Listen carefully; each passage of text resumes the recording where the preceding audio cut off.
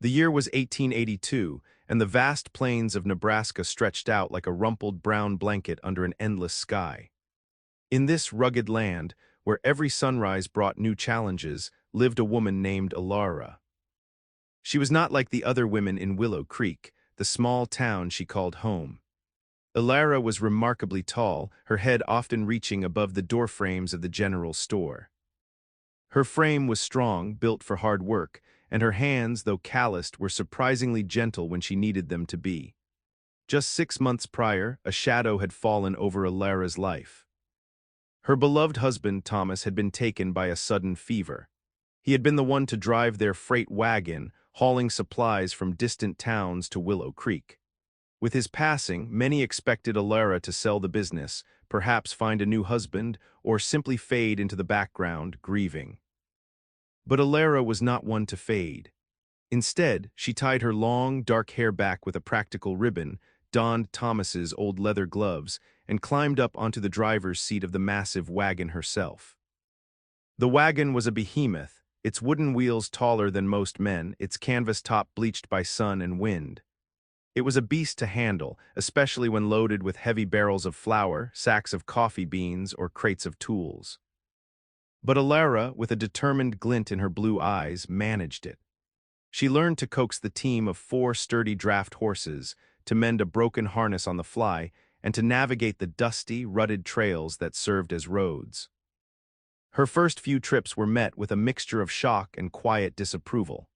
Men in the saloons would stop their card games, their mouths agape, as Alara steered her loaded wagon through the main street. Women on their porches would pause their mending, their eyebrows raised in disbelief. It wasn't proper, they murmured. It wasn't what a widow should do. A woman's place was in the home, not out on the open road, wrestling with horses and heavy cargo. But Alara ignored their whispers. She had a living to make and a business to keep. Her late husband had taught her everything he knew, not expecting to leave her so soon, but unknowingly preparing her for this very moment. She remembered his words, "Alara, a good team knows its driver. Be firm, be fair, and they'll carry you through anything." She applied those words to more than just her horses. She applied them to her life. She often left Willow Creek before dawn, the air still cool and crisp, the stars just beginning to fade. The rhythmic creak of the wagon wheels and the soft thud of the horses' hooves were her constant companions. Sometimes the vast emptiness of the plains felt lonely, and a pang of grief for Thomas would tighten her chest. But she wouldn't let it stop her. She had a delivery to make in Fort Kearney, a journey that would take several days, and she had to be back in time for the next week's market. One morning, as she guided her wagon past the last few scattered farmhouses outside of Willow Creek, a group of young men stood by the road, leaning against a fence. As Alara approached, one of them, a lanky fellow named Jade, let out a loud, mocking laugh. "Look at that, boys. All Alara thinkin' she's a man. What's next? She gonna start growin' a beard?" His friends snickered, their crude jokes echoing across the quiet fields. Alara didn't flinch.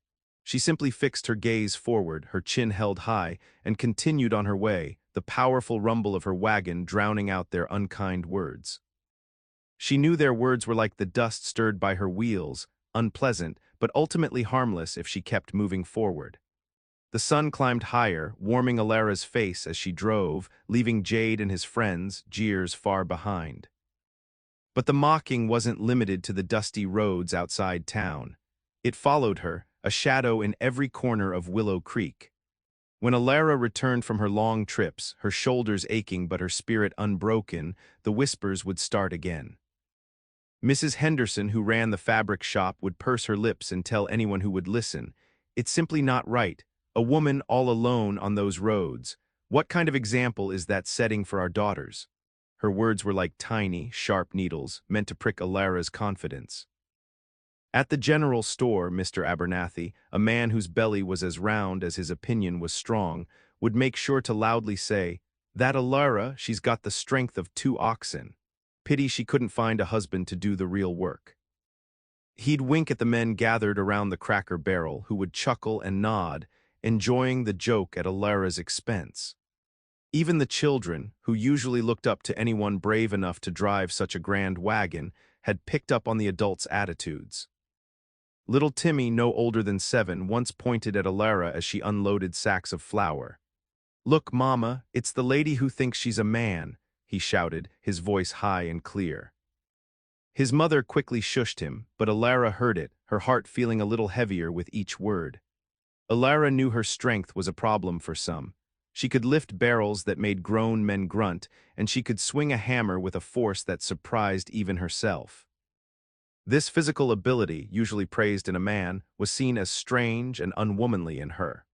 People saw her strong arms and capable hands, and they didn't see a grieving widow trying to make ends meet. They saw a woman defying what they believed was natural. One sweltering afternoon, while Alara was fixing a loose wheel on her wagon, her brow furrowed in concentration, a group of women walked by. They were dressed in their Sunday best, having just left the Ladies' Aid Society meeting. Mrs. Peterson, known for her elaborate bonnets and even more elaborate gossip, paused. "Honestly," she sighed loudly enough for Alara to hear, "she truly is a sight. Such a strong woman, a shame she has to flaunt it so. Doesn't she know it scares off potential suitors?" The other women giggled, covering their mouths with their gloved hands. Alara felt a flush creep up her neck.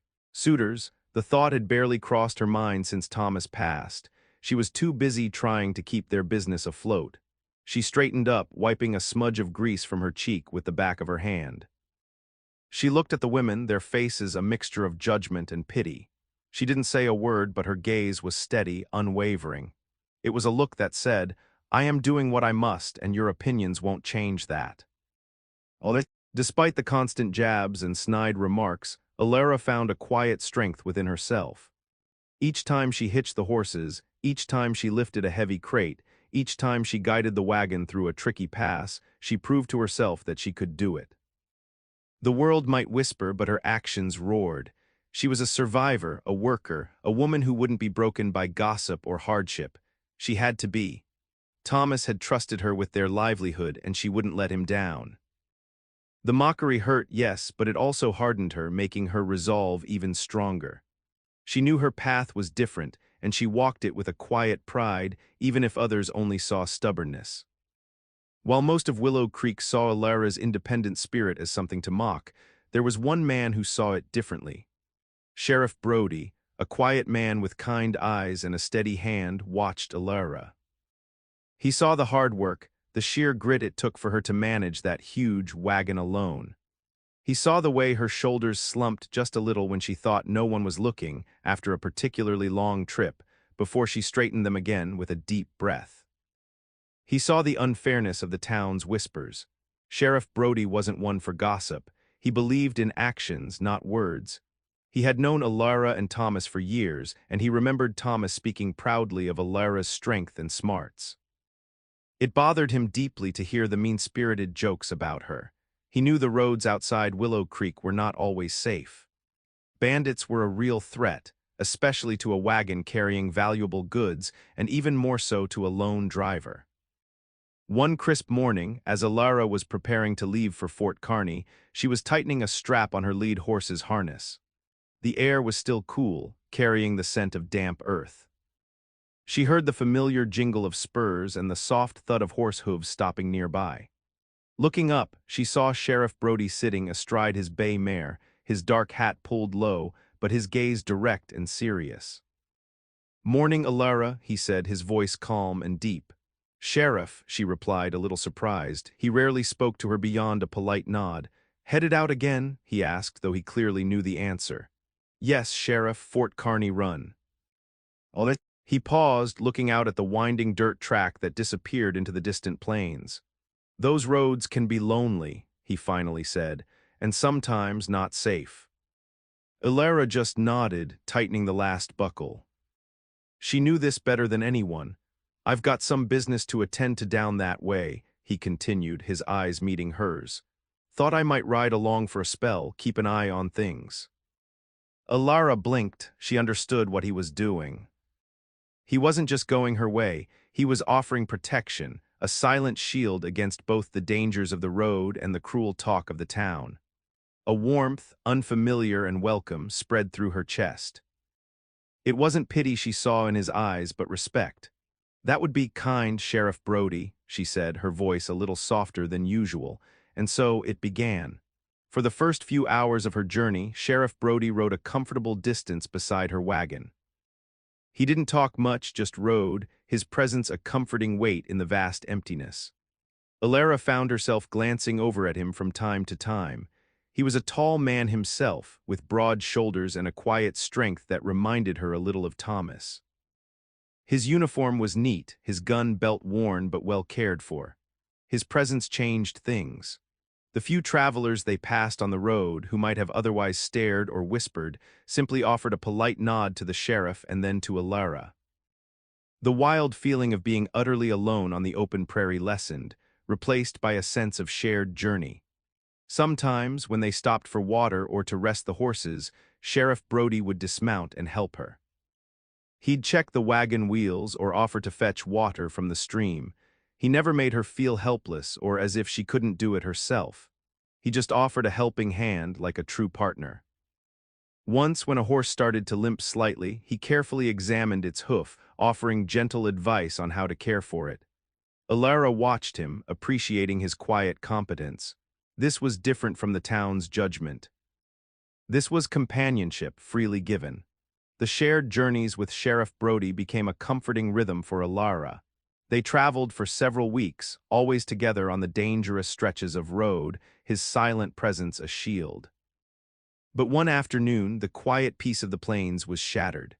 They were nearing a bend in the road, a place where tall bluffs offered a perfect hiding spot, when Alara heard it, the sharp whistle of a man, followed by the thunder of hooves from the brush.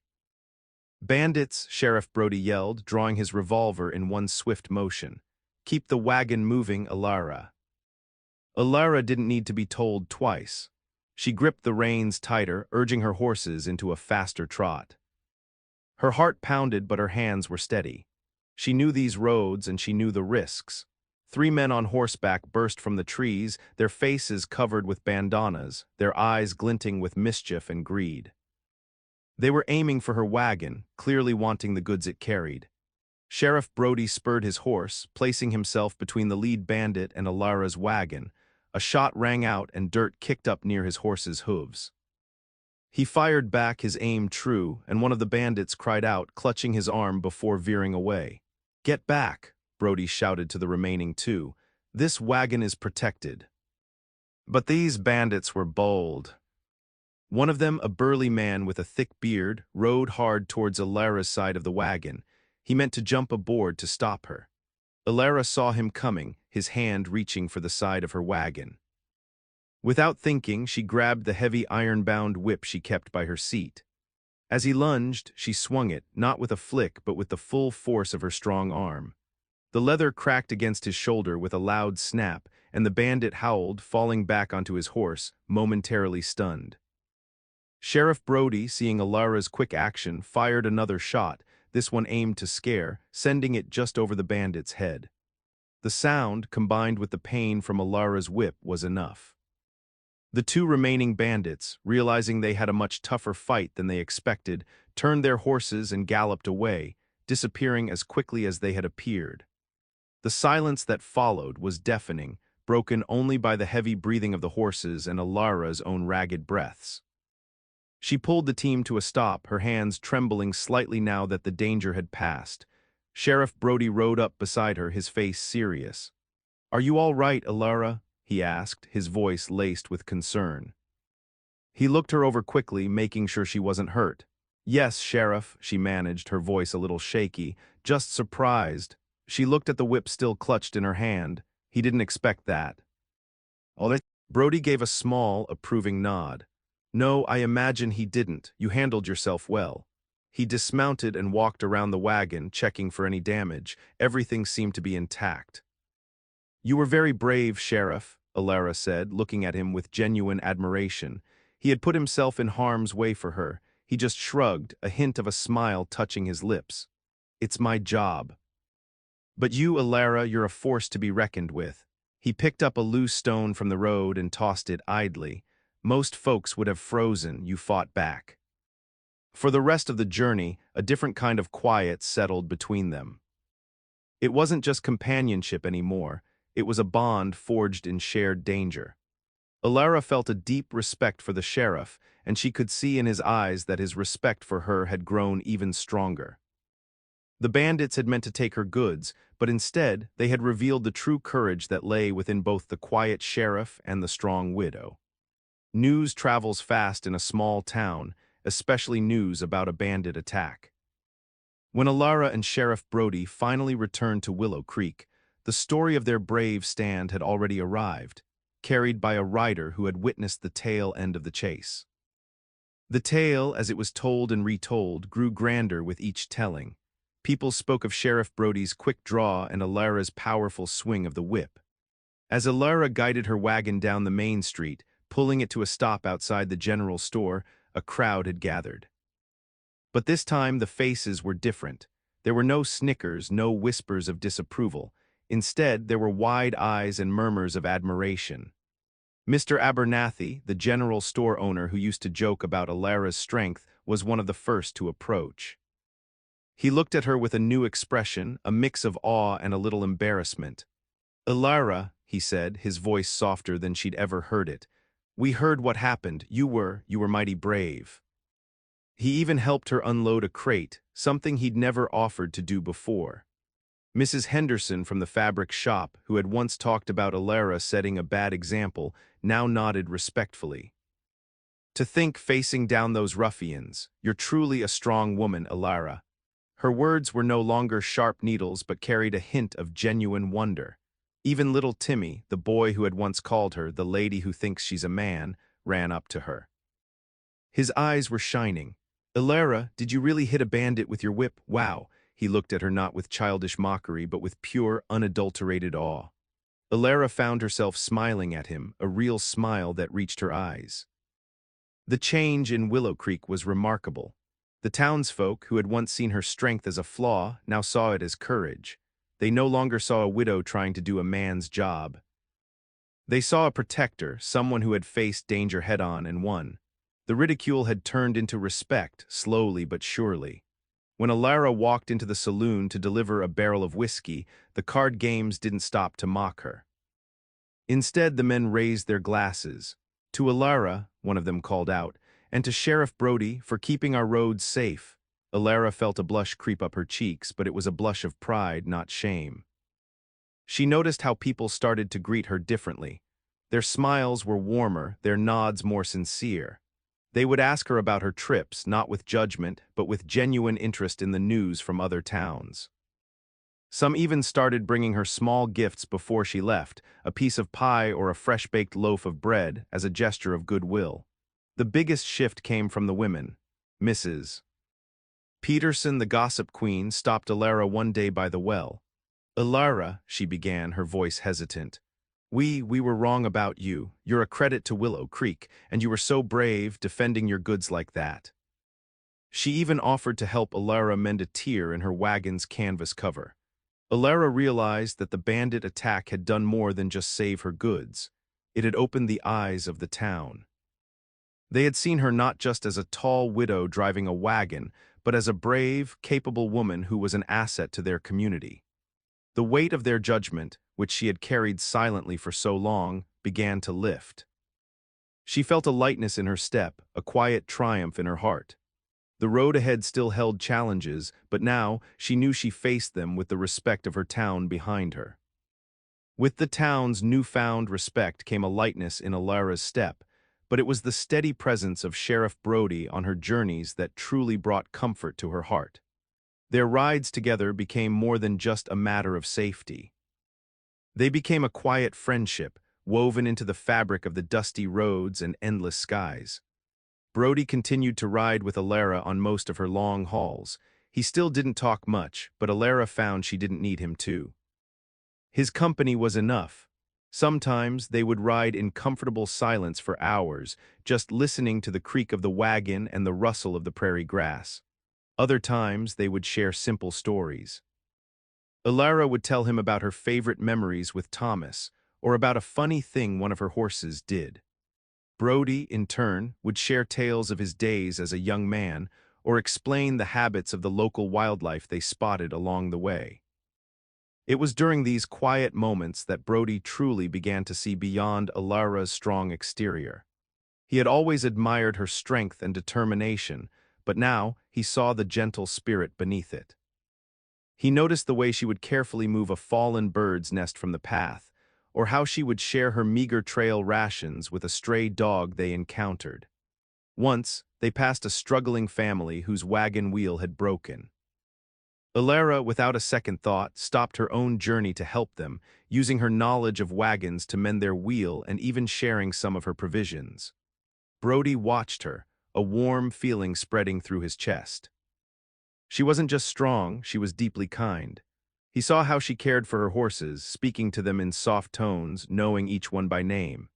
He noticed the small, thoughtful things she did, like saving him the crispest apple from her lunch or making sure his coffee was always hot when they stopped to camp. These were small gestures, but they spoke volumes about her caring nature. Alara, too, was learning more about Sheriff Brody. She saw his patience not just with her, but with everyone they met.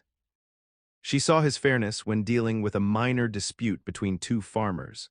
She saw the quiet humor in his eyes when he watched a prairie dog pop up from its hole. He was a man of integrity, gentle yet firm, and always ready to help. One evening, as they sat by a small campfire under a sky full of glittering stars, Brody spoke about his own past, something he rarely did. He talked about losing his own family when he was young and how that had made him want to protect others. Alara listened, her heart aching for the boy he had been and admiring the man he had become. She felt a connection with him, a shared understanding of loss and the quiet strength it took to carry on. The friendship between them deepened with each mile they traveled. It wasn't a loud or flashy friendship, but one built on shared experiences, mutual respect, and a growing understanding of each other's true selves. Alara found herself looking forward to their trips, not just for the work but for Brody's company. And Brody, he realized, felt the same. He found himself thinking about her even when they were apart, wondering if she was safe, looking forward to the next time he would ride beside her wagon. He had started by riding with her out of duty and concern, but somewhere along the dusty roads, it had become something much more. He saw her kind heart, and it had quietly captured his own. The quiet friendship between Alara and Sheriff Brody deepened with each journey, growing stronger than the dusty trails they traveled. Brody found himself thinking of Alara not just as a brave woman or a good friend, but as someone very special. Her strength, her kindness, her quiet determination, they all shone brightly to him. He realized that the feelings in his heart for her had changed from simple respect and friendship to something much deeper. He was in love. He wrestled with these feelings for some time. Alara was a widow, and he didn't want to disrespect her memories of Thomas. But the more time they spent together, the more he knew he couldn't keep his heart silent. He imagined a future with her, a life where they faced challenges together, not just on the road, but every day. He wanted to protect her, to care for her, and to share his life with her. One evening, after a particularly long day of hauling goods to a distant ranch, they set up camp under a vast, star-filled sky. The campfire crackled softly, casting dancing shadows on their faces. Alara was stirring a pot of beans, and Brody was polishing his sheriff's badge, his mind far away from his task. He cleared his throat, a sound that seemed loud in the quiet night. Alara looked up, her blue eyes meeting his. "Alara," he began, his voice a little rougher than usual. He put down his badge and turned fully towards her. "There's something I need to say." Alara waited, a spoon paused halfway to her mouth. She sensed a shift in the air, something important was coming. "These past months," he continued, choosing his words carefully, "riding with you, seeing your strength, your kindness, it's meant a great deal to me." He took a deep breath. "I've seen a lot of things in my life, Alara, a lot of hardship, but I've also seen true courage and a good heart in you." He paused, looking directly into her eyes. "I know it hasn't been long since Thomas, and I respect that truly, but I find myself caring for you in a way I never expected, more than a friend." Alara's heart fluttered like a trapped bird. She had felt a growing closeness with Brody, a warmth and comfort she hadn't known since Thomas. But she hadn't dared to hope for more. Brody reached into his pocket and pulled out a small, simple silver ring. It wasn't fancy, but it looked strong and true, much like him. He held it out to her. "Ilara," he said, his voice steady now, filled with honest emotion, "I would be honored if you would consider being my wife. I want to build a life with you. I want to face the roads ahead and all of life's challenges by your side. I want to protect you, yes, but more than that, I want to stand beside you always." All that. Ilara looked at the ring, then back at Brody's earnest face. His eyes were full of a quiet hope, a deep love. She saw not just a brave sheriff, but a man who truly saw her, respected her, and loved her for exactly who she was, strong, kind, and capable. All the whispers, all the mockery, all the lonely miles faded away. In his eyes she saw a future, full of shared journeys and quiet happiness. A tear, warm and unexpected, traced a path down her cheek. She reached out and gently took the ring from his hand. "Brody," she whispered, her voice thick with emotion, "yes, yes, I will." A slow, bright smile spread across Brody's face, lighting up the campfire-lit darkness. He took her hand, his thumb gently stroking her knuckles. It was a promise made under the vast Nebraska sky, a promise of a new beginning. The news of Ilara and Sheriff Brody's engagement spread through Willow Creek like wildfire, but this time the whispers were joyful, not cruel. When they returned to town, hand in hand, a sense of excitement filled the air. The townsfolk, who had once looked down on Ilara, now saw her with newfound admiration. She was not just the strong widow who drove a freight wagon. She was the brave woman who had fought bandits and captured the heart of their respected sheriff. The general store became a hub of happy chatter. Mrs. Henderson, with a bright smile, offered Ilara a discount on fabric for a wedding dress, something she would never have dreamed of doing just months ago. "You deserve all the happiness, dear," she said, her eyes twinkling. Mr. Abernathy, who once joked about Ilara's strength, now heartily clapped Brody on the back. "A fine woman, Sheriff."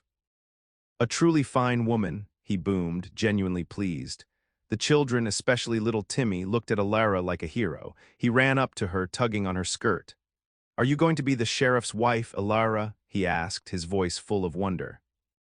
Ilara knelt down, smiling. "Yes, Timmy, I am." His small, excited cheers were a sweet sound to her ears. The women of the Ladies' Aid Society, including Mrs. Peterson, planned a small celebration for the couple. They decorated the town hall with wild flowers and homemade banners. There was music, laughter, and an abundance of food. It was a true community gathering, a celebration not just of love, but of respect. During the celebration, Sheriff Brody stood beside Ilara, his hand resting gently on her back.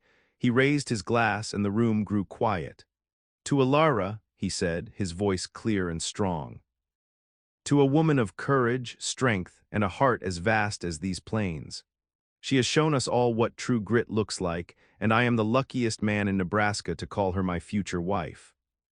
The cheers that followed were heartfelt and genuine. Ilara felt a warmth spread through her. She looked around at the faces of her neighbors, faces that once held judgment, now brimming with goodwill. She saw pride in their eyes and a deep, honest respect. The journey from ridicule to admiration had been long and sometimes hard, but standing there, with Brody by her side and the town's blessings surrounding them, she knew it had been worth every step.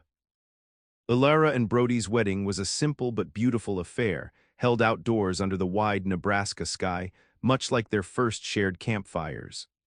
The entire town attended, a testament to how much both Ilara and Brody were cherished. Ilara wore a dress made from the fabric Mrs. Henderson had helped her choose, and it fit her tall frame perfectly. She looked radiant. As they exchanged vows, promising to face life's roads together, Ilara glanced at Brody. His kind eyes, which had first offered her silent protection, now held a lifetime of love. She thought back to the lonely days after Thomas, the sneers and whispers, the heavy burden of driving the wagon alone. And now here she was, not alone, but with a loving husband and the respect of her community. Their life together continued to be one of shared journeys. Ilara still drove her freight wagon, but now Brody often rode beside her, not just as a sheriff, but as her husband and partner. The roads of Nebraska, once a place of hardship and judgment, had become the path to her new, respected, and deeply loved life. The story of Alara, the towering widow, became a legend in Willow Creek, a tale of how courage and kindness could turn even the harshest ridicule into the warmest admiration.